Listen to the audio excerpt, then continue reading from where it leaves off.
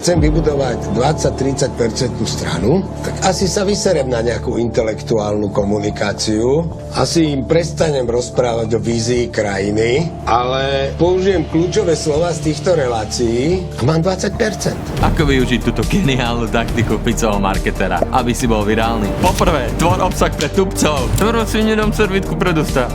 Väčšina ľudí je sprostý. Patríme k najmenej vzdialeným krajinám v rámci celé EÚ. Preto nesmieš tvoriť obsah pre Einsteinov, ale sprimitívneť ho. Ako na to? Vezmi svoj scenár, ktorý si premakal, vlož do ChatGPT a povedz mu, aby to prerobil na úrovni piataka na základnej škole. Je vedecky dokázané, že ak nerozumieme jednému slovu vo vete, tak ju celú nepochopíme. A rovnako takto platí aj v tvojom obsahu. Po druhé, zmapuj kľúčové slova ako Fedor Flašik. Spíš si všetky slová, ktoré používa tvoja cieľovka z tvojich správ, komentárov alebo od jej obľúbených influencerov. Ulož si všetky tieto slová a snaž sa ich používať v tvojom scenári. Tadadá! A si virálny. Vďaka týmto dvom krokom budeš robiť obsah, ktorý osloví väčšinu populácie a pochopia ho, aj keby mali IQ hlupáceho Andreja.